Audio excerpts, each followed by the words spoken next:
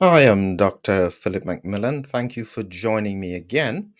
And today I'm going to be talking about a parallel in the COVID 19 pandemic and thalidomide.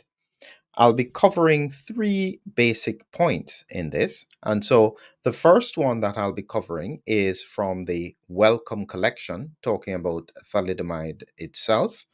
I'll be dealing as well with a fact check saying that this is from USA Today, saying that that comparison is not appropriate. And finally, I'll be looking at a Guardian headline newspaper article, and this was from 2014 about thalidomide and the effect it had on those who were seeking justice. So essentially, if you're interested in this, and I'll play a short clip as well from one of the mothers who went through it, just to give a historical context. So my views are very simple. My mother was a history teacher, and I believe the statement by Winston Churchill: those that fail to learn from history are doomed to repeat it. Why would I be talking about this now?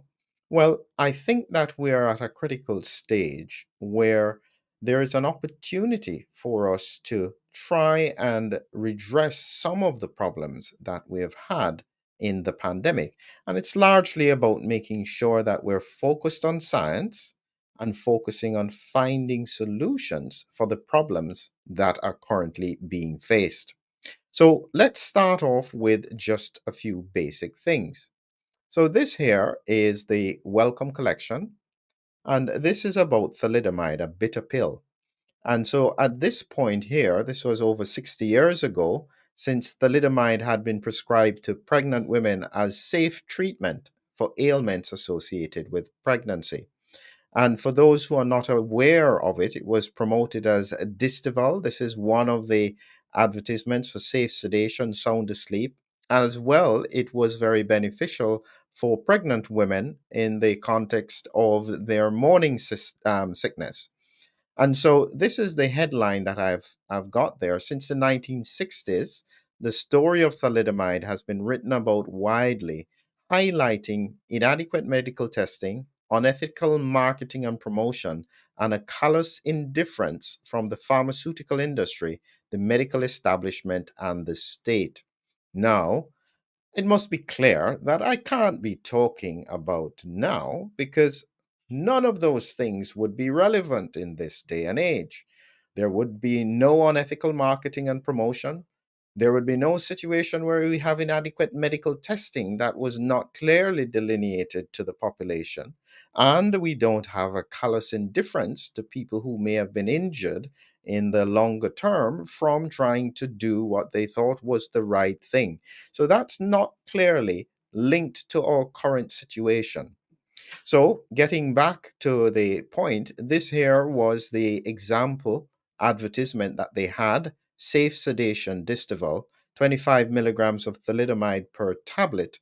And this is what was used as a safe sedative.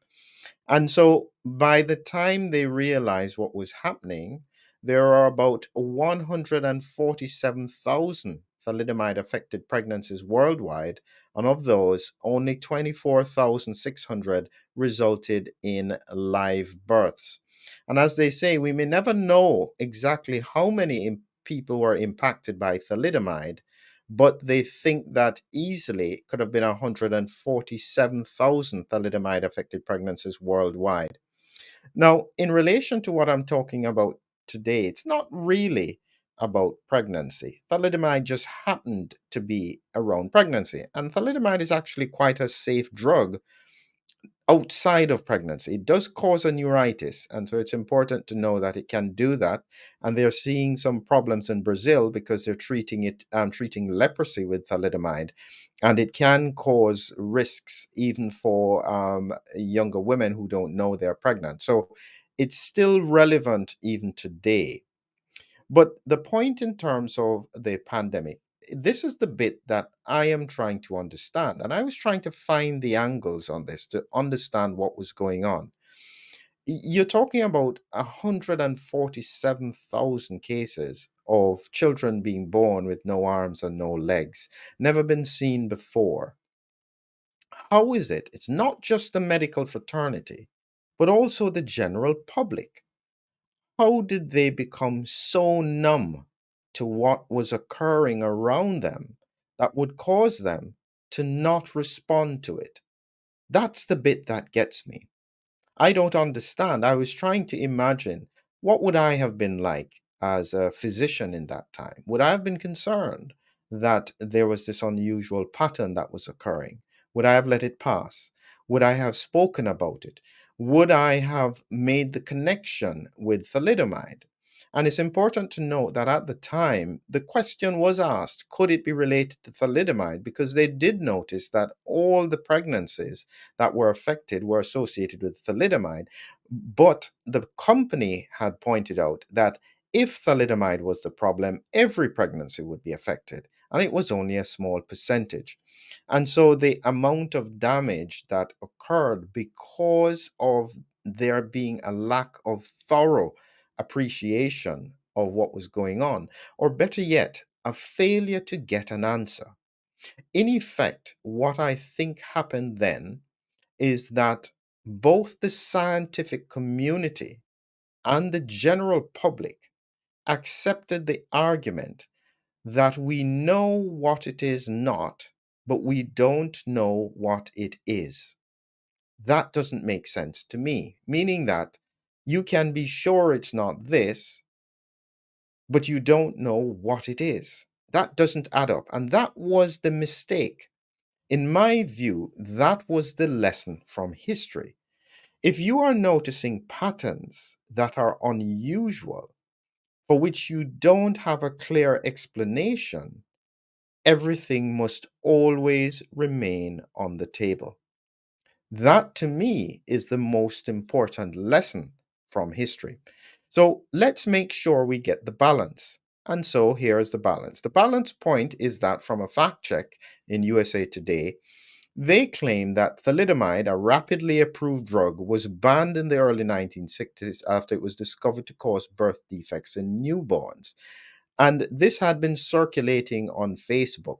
And they were talking at that time about a rapid 8-month tested vaccine. And this was the argument that this was not an appropriate comparison because thalidomide was introduced in 1957 to counteract nausea and insomnia in pregnant women, and it was marketed in over 50 countries before being withdrawn in 1962. This is what the tablets look like. And so they were pointing out that in reality, this does not at all parallel anything that has happened in the context of the pandemic, because they are saying that there was thorough testing that was applied, there was no stone that was left unturned. And critically, they don't seem to notice that in reality, if thalidomide was started today and rapidly rolled out, it would have taken easily a year before you started to see the negative effects. So, in the first 6 months of its use, you would have found that it was fine. There were no problems with pregnancies. That's the principle that I am saying about learning from history. The lesson from that is that we learned that medium and long term studies were essential for almost all interventions. I hope we've learned that lesson. Here is the final point that I would like to take on. And just before I do it, I want to play a short clip from a lady whose experience it was from experiencing losing a baby at that time. And let's just hear her story. When I found out the story of thalidomide to start with, do you know I wanted to kill everybody? I wanted to stab everybody. I wanted to get hold of these people and I wanted to really do some harm to them. That's what you've done to my baby. This is what you've done to every baby that's born like her. You did this. I went to my doctors And I asked my doctor, because no time did my doctor get in touch with me to let me know that she was one of these drug babies. I said, but can you tell me something? I said, is my baby one of these drug babies? She put her hands on the lap. She swiveled her chair round, backwards and forwards. She said, yes, she said, I'm afraid she is. I said, but why on earth didn't you tell us? You knew how we felt about this. Well, she said, we spoke about it, Dr. Alexandra and I. She said, we thought it was better that you didn't know. I said, how dare you? I said, that you're naughty. I said, and I'm sitting there saying to her, you're naughty, and the tears are rolling down my cheek. You're naughty. I came home and I knocked on the door, and he opened the door, Bill, and he said, what's wrong? I said, I'll kill everybody. I said, I'll kill everybody. So he said, why? I sat on the bottom of the stairs. What's wrong? I said, I knew that she was a drug baby, but I was annoyed because they hadn't told us or called us in to tell us. The lesson remains. Those that fail to learn from history are doomed to repeat it. Here's the final point, and one that I think is the saddest part of this. When they went back to the story of thalidomide, and this is from The Guardian, and this was, I think, in 2014, and they're showing here a baby who has no arms but legs. And the sad state is that even though the company was brought before the court, they technically, and this is the bit, the case was shut down on the 18th of December 1970. 9 men were charged with intent to commit bodily harm, and involuntary manslaughter went free. The parents had no alternative but to go along with a miserable compensation scheme contrived by the government and the company. It benefited the company far more than it did its victims. That's the history.